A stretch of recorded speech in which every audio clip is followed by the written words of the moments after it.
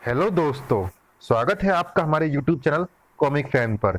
चलिए दोस्तों शुरू करते हैं तिलिस्म देव सीरीज की कॉमिक्स जल्लाद राजकुमार का दूसरा भाग। संग्राम छिड़ गया, टनाक खन आह खनाक। फिर अगले दिन सुबह मकर ध्वज के नागरिकों ने देखा एक लोमहर्षक दृश्य। हे भगवान! उफ! नहीं, महाराज का सीना दुख से फट जाएगा यह सब देखकर। वह दृश्य देखकर राजा अशुभ प्रताप सिंह, राजकुमारी दिव्य प्रभा व मंत्रियों सहित सभी दरबारियों के रोंगटे खड़े हो गए। लाशों की दीवार, हमारे सारे सैनिकों को मार डाला।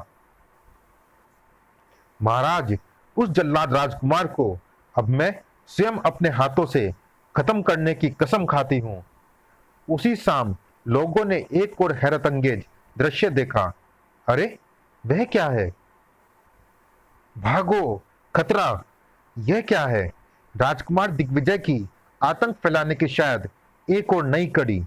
इससे पहले कि वह नीचे आए, हमें यहां से भाग निकलना चाहिए। बर्फ की वह चट्टान इसी ओर आ रही है। भागो, भागो! अचानक भागती हुई युवतियां ठंड से कांपने लगी। आह, यह क्या? अचानक ठंड कैसे पड़ने लगी? ठंड से बुरी तरह ठिठुर गई वे सब। मुझे बेहद कपकपी छूट रही है। बला की ठंड लग रही है। आह, किटकिट! देखते ही देखते सब बर्फ की पुतलियां नजर आने लगी। आह नहीं, इधर बर्फ का वह टीला मकर ध्वज नगर के एक बाजार के ऊपर मंडराया। नगर नागरिकों में बेचैनी फैल गई।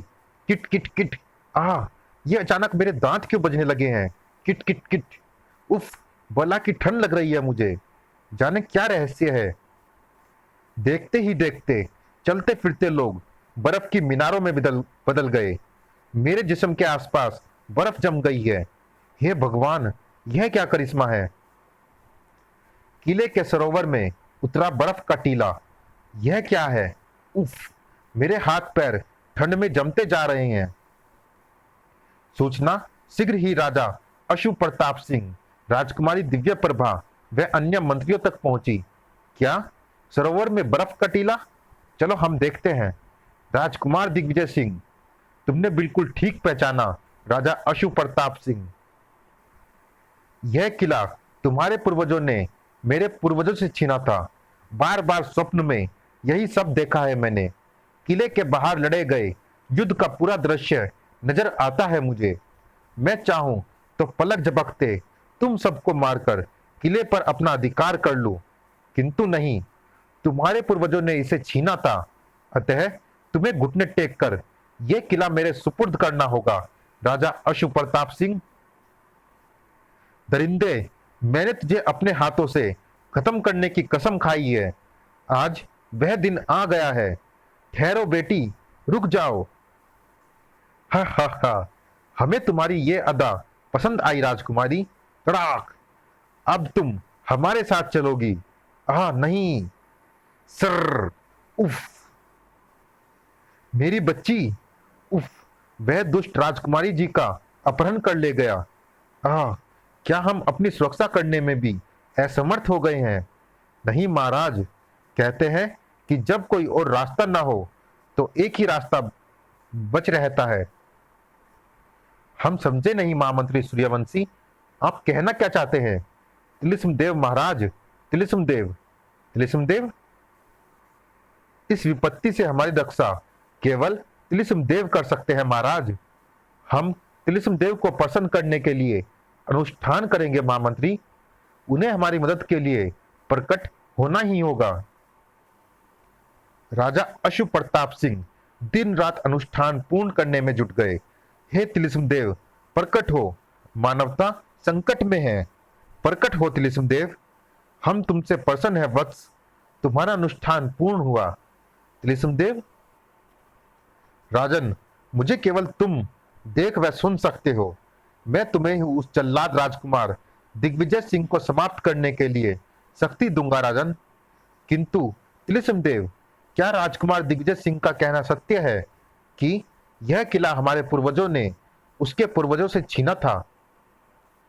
अवश्य सत्य है राजन, किंतु यह किला तुम्हें तुम्हारे पिता से और तुम्हारे पिता को उनके पिता से विरासत के रूप में मिला है, और दुनिया का कोई भी न्याय ये नहीं कहता कि किसी के पूर्वजों के किए का दंड उनके वंशजों को भुगतना पड़े। राजकुमार दिग्विजय सिंह ने अपने पूर्वजों पर हुए आक्रमणों का बदला तुमसे और तुम्हारी निर्दोष प्रजा से लेकर दंडनीय अपराध किया है। हम तुम्हें शक्ति देते हैं राजन कि ठहरिए, ठहरिए तिलस्म देव।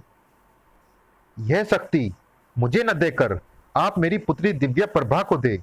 उसने राजकुमार दिग्विजय के शरीर शिकार हुए सैनिकों की लाशों पर हाथ रखकर कसम खाई है कि वह अपने हाथों से उस दुष्ट का अंत करेगी।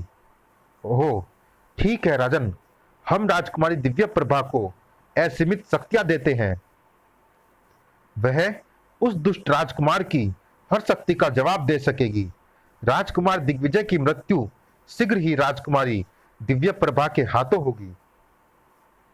हिमशिला में कैद चौंक पड़ी राजकुमारी दिव्या प्रभा। यह कैसी आकाशवाणी थी? क्या यह आकाशवाणी सत्य थी?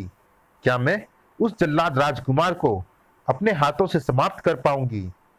क्या उसकी दिव्य शक्तियों को तोड़ पाऊंगी मैं? दरअसल तिलिस्म देव की आवाज यहां तक राजकुमारी दिव्या प्रभा को सुनाई दी थी, आकाशवाणी के रूप में। तब फिर क्यों ना इस हिमशिला से ही आरंभ करूं। राजकुमारी दिव्या प्रभा ने अपनी संपूर्ण शक्ति एकत्रित की और अरे, मैं जल पर खड़ी हूं। आश्चर्य! सैनिकों ने उसे पकड़ने के लिए हाथ आगे बढ़ाए, लेकिन अब उसे रोकना मुश्किल था। बहुत देर से पानी पर जमी खड़ी थी मैं। अब तुम डूबोगे उसी जल में। उफ! छपाक! रोको इसे। अब इस तूफान को रोकना मुश्किल है जल्लाद राजा के दुष्ट सिपाहियों। खनाक, साए, आ, ई। और राजकुमार दिग्विजय सिंह, बाहर निकल। आज तुम्हें मेरे हाथों से कोई नहीं बचा सकेगा। हो, उड़न घोड़े पर आ रहा है। यह हिमशिला से कैसे स्वतंत्र हो गई? उस अज्ञात आकाशवाणी के अनुसार मेरे पास इस दुष्ट की हर शक्ति की काट है। अगले ही पल कहूं राजकुमार दिग्विजय सिंह, कैसी रही तुम्हारी टक्कर की ये सवारी? यह क्या एकाएक ये दिव्य शक्तियों का प्रयोग कैसे करने लगी? इसने मेरे कई सैनिकों को मार डाला है। अगले ही क्षण इसने अजगर शक्ति से मेरी अशुभ शक्ति को बांध लिया है। मुझसे पार न पा सकेगी तू कोमलांगिनी। हिम। इधर राजा अशु प्रताप सिंह की सेना ने राजकुमार दिग्विजय के किले पर चढ़ाई कर दी। किले के बाहर भयानक युद्ध छिड़ गया। खनाक, खच, मारो, शैतानों को मार डालो। राजा अशु प्रताप सिंह के सैनिक किले पर अपनी घेराबंदी करते चले गए। उधर राजकुमारी दिव्या प्रभा उलझी थी राजकुमार दिग्विजय से। खचाक! अजगर का शरीर नीचे गिरने लगा। इसी तरह तेरी गर्दन के कटने का इंतजार है मुझे। अगले ही क्षण हिमशिला में जा छिपा है कायर। अब तुझे फिर से हिमशिला बना दूंगा। लेकिन हे अद्भुत, हे अदृश्य दिव्य शक्तियों, मुझे इस दुष्ट की हिम शक्ति की काट दो। मेरा शरीर आग की तरह तपकर लाल हो रहा है। राजकुमारी दिव्या प्रभा हिमशिला को फाड़कर उसमें जा घुसी। तड़ाक और खचाक! हिमशिला के पिघलते ही खच, आई, छपाक, धड़, धम। फिर सरोवर से निकलते ही पिताश्री, मेरी बच्ची। पिताश्री, मैंने उस शैतान का अंत कर दिया। पिताश्री, वह देखिए, वह रहा उसका शव। तिलिस्म देव, तेरा लाख लाख शुक्र है। तेरी दी हुई शक्तियों के फलस्वरूप ही आज मेरी बेटी के हाथों इस शैतान का अंत संभव हो सका। तिलिस्म देव। और जब राजा ने दिव्य प्रभा को तिलिस्म देव की शक्तियों के विषय में बताया तो वह आश्चर्य व रोमांच से भर उठी। तभी हो, अब मैं स्वयं को हल्का फुल्का महसूस कर रही हूं। शायद शैतान के अंत के साथ ही वे दिव्य शक्तियां वापस तिलिस्म देव के पास पहुंच गई है।